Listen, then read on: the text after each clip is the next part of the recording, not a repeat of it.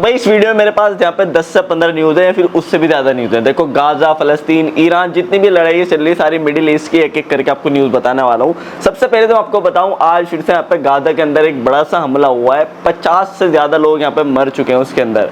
आपको मैं बता दूँ, देखो गाजा के अंदर जो AID होता है, मतलब जो खाने के लिए लोग खड़े हुए थे लाइन लगा के, उनके ऊपर ही यहाँ पे अभी जो है इजराइल ने हमला कर दिया है। उन आम लोगों के ऊपर जो जिसमें बच्चे बड़े सब थे, उसमें लगभग यहाँ पे रफा के अंदर बताया जा रहा है, गाजा में रफा बॉर्डर के पास खाने की लाइन में खड़े 45 फलस्तीनियों को टैंक हमले में मार गिराया गया है। इसी के बाद यहाँ पे इजराइल सेना ने इसे गलत पहचान बताया, जबकि इसकी जो दूसरी न्यूज़ है वो मैं आपको बता दूं, इसमें मिनिस्ट्री जो गाजा मिनिस्ट्री हेल्थ है, उन्होंने बताया कि 45 लोग इसके अंदर मरे हैं, प्लस 100 से ज़्यादा इसमें इंजर्ड बताए जा रहे हैं। ठीक है, क्रिटिकली जो ये पूरा जो हुआ है सिविलियंस के ऊपर पूरा अटैक करा गया है, जो सिर्फ खाना लेने के लिए खड़े हुए थे उनको यहाँ पे मारा गया है। और ये जो यहाँ पे अल-तला यहाँ पे round boat in Khan Younis के अंदर, ये जो इलाका है खान यूनिस, उसके अंदर ये लोग यहाँ पे खाना वाने का सुबह के टाइम ले रहे थे, सब कुछ लाइन में खड़े होकर सब अपना जो है मतलब खाना ले रहे थे, उनके ऊपर ही ये हमला कर दिया गया। प्लस यहाँ पे जो इसके अंदर बहुत ज़्यादा लोग गंभीर रूप से भी घायल हुए हैं, जो लोग घायल हैं उनको यहाँ पे जो है नसर मेडिकल कॉम्प्लेक्स के अंदर भर्ती कराया गया है, सबका इलाज वगैरह चल रहा है। तो ये एक बहुत बड़ा सा हमला हुआ है। प्लस यहाँ पे मैं आपको बता दूं, अभी आपको पता ही होगा ईरान और इजराइल की भी यहाँ पे जो है वो जंग चल रही है, जिसमें यहाँ पे इजराइल ने ईरान की राजधानी तेहरान पर रात भर हवाई हमले किए, जिसमें लगभग 224 से ज़्यादा लोगों की मौत हुई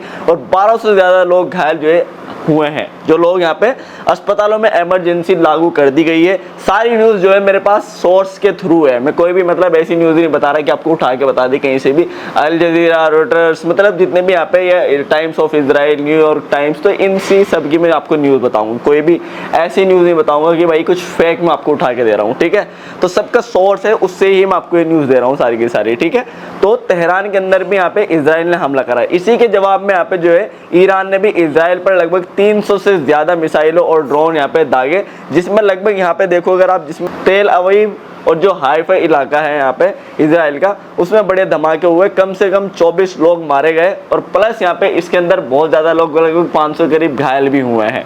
आपको पता ही होगा, अभी अभी एक और जो न्यूज़ आई थी वो भी मैं आपको देना चाहूँगा, जिसमें यहाँ पे अभी 1-2 घंटे पहले की है, जिसमें ब्रेकिंग न्यूज़ है कि मिसाइल्स जो ईरान की तरफ से आए डायरेक्ट उनका इम्पैक्ट हुआ है, डायरेक्ट जाके गिरे हैं यहाँ पे तेल अवीव के अंदर। और ये एरिया जो था वो ये एरिया है हरदीलिया, नॉर्थ ऑफ तेल अवीव, जो तेल अवीव का हरदीलिया इलाका है, उसमें लगभग 5 मिसाइल जो है यहाँ पे अंदर बिल्कुल तेल अवीव के अंदर जाके गिरे हैं, जिससे ये इम्पैक्ट हुआ है।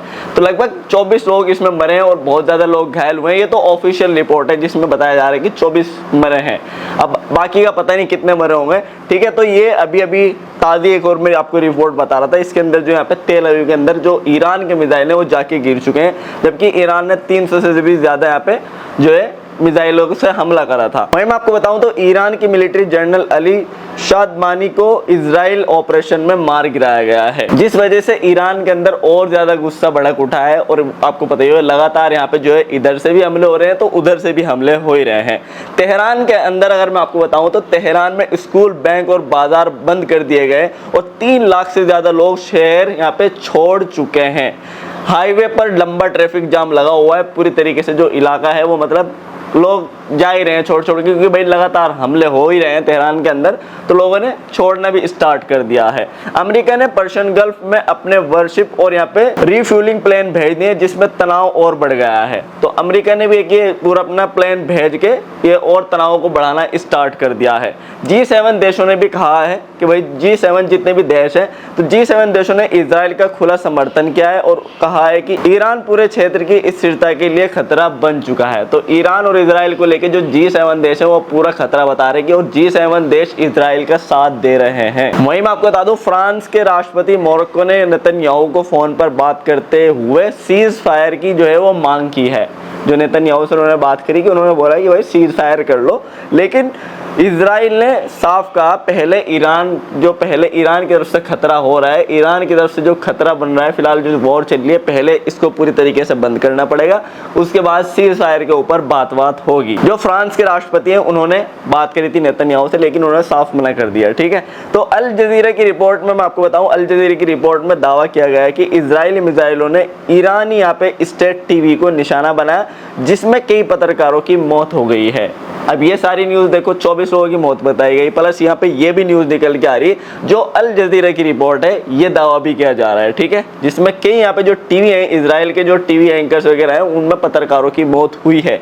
गाजा में लगभग यहाँ पे आपको बताऊँ मैं, गाजा के अंदर बिजली 80% पूरी तरीके से कट हो चुकी है, और बिजली ना होने से बहुत ज्यादा लोग यहाँ पे उसके अंदर परेशान हो चुके हैं। और यूनाइटेड नेशन ने इसे आम लोग जनता के लिए बहुत, यहाँ पे आपको पता है जब लाइट नहीं आती तो क्या हाल होता है, तो लोगों का सोचो, एक तो ऊपर से इतनी गर्मी और ऊपर से इतना बुरा हाल हो रखा हो कि 80% तक लोगों के पास लाइट ही नहीं आ रही है। तो ये भी एक बहुत बड़ी यहाँ पे न्यूज निकल के आ रही थी, जिसमें लगभग यहाँ पे मैं आपको बताऊं, तेहरान की, जो ईरान का तेहरान है, तेहरान की सड़कों पर आर्मी का कड़ा पहरा है। शिया नेताओं ने मीटिंग बुलाई है जहां पॉसिबल रिलेशनशिप प्लानिंग हो रही है। जितने भी शिया के नेता हैं उन सभी ने मीटिंग करी है, इसको लेके जो फिलहाल सिचुएशन चल रही है ईरान की और इजराइल की, उस सभी को लेकर। वहीं मैं आपको बता दूं, यहाँ पे नेतन्याहू ने आयतुल्लाह खामीनी को सीधा संदेश भेजा, अगर हमला हुआ तो तुम्हारा शासन रहेगा नहीं, जो तुम्हारा शासन है वो नहीं रहेगा। लेकिन ईरान ने अभी 1 घंटे पहले फिर से हमला कर दिया है। तब देखते हैं, इजराइल भी लगातार हमले कर रहा है, ईरान भी कर रहा है, जिसमें फुल यहाँ पे ब्लाउन वॉर का अंदेशा और यहाँ पे गहरा हो गया है। तो सारा जो अब ये फिर से वॉर मतलब बड़ी हो सकती है, जितनी ये वॉर चल रही है ईरान वाली और इजराइल वाली, तो ईरान भी नहीं रुक रहा है और इजराइल भी नहीं रुक रहा है, तो ऊपर से जो वॉर का जो अंदेशा है वो और ज़्यादा बढ़ सकता है। अमेरिका क्या कुछ कहना है वो भी मैं आपको आगे बताता हूँ। देखो, यमन के जितने भी हूती हैं, आपको पता ही होगा, हूती भी पूरा यहाँ पे साथ दे रहे हैं, लगभग गाजा का तो पूरा साथ ही दे रहे हैं वो। ईरान का भी यहाँ पे जब से चल रहा है, जब से वो भी हमला लगातार करे जा रहे हैं। तो यमन के हूती विद्रोहियों ने फिर से इजराइल ड्रोन, जितने भी इजराइल के ड्रोन है, उन पे हमला किया, लेकिन उन्हें रास्ते में ही मार गिराया गया है। ठीक है, तो इजराइल के जितने भी यहाँ पे आपको पता ही हो हूतीज के आसपास को गुजरते हैं, चाहे वो मिसाइल हो चाहे ड्रोन हो, कुछ भी हो, तो वो उसको मार गिराते हैं। तो हूतीज अपना काम लगातार करते ही जा रहे हैं। ठीक है, तो गाजा में UNAID जो यहाँ पे AID होता है, कॉन्वे को रास्ते में लूटा गया। जितने भी यहाँ पे लोगों के लिए खाना वाना जा रहा है, उसको ये इजरायली लूट रहे हैं पूरी तरीके से। तो जो खाना पहुंच रहा था लोगों के पास, उसको लूट लिया गया है। अगर इसमें आप देखोगे तो लोग भूख से इतने परेशान हैं कि राहत जो ट्रकों पर जो आम लोग हैं वो मतलब लूट रहे हैं वहाँ के, कोई भी लूट कर लेके जा रहा है, कोई भी लूट रहा है लेके जा रहा है, लोगों तक खाना नहीं पहुँचा जा रहा, लोग वहाँ से भूख से मर रहे हैं। तो आप लोगों को सबको पता ही है कि गाजा के अंदर क्या हालात हैं, भूख से लोग रोज कोई ना कोई यहाँ पे भूख से मर रहा है, क्योंकि उनके पास खाना है ही नहीं। लेबनान की मैं बात करूं तो लेबनान बॉर्डर पर हिजबुल्लाह और IDF, जो इजराइल की आर्मी है, IDF के बीच यहाँ पे फायरिंग हुई है। दोनों तरफ से भारी नुकसान की खबरें हैं, और ये अभी पुष्टि मतलब यहाँ पे होनी बाकी है क्या कुछ हुआ है आगे। लेकिन इन दोनों के बीच भी पूरी यहाँ पे फायरिंग चल रही है, हिजबुल्लाह की इजराइल की चल रही है, हूतीज इजराइल की चल रही है, ईरान इजराइल की चल रही है, और गाजा और यहाँ पे इजराइल फलस्तीन का तो आपको पता ही है सारा का सारा।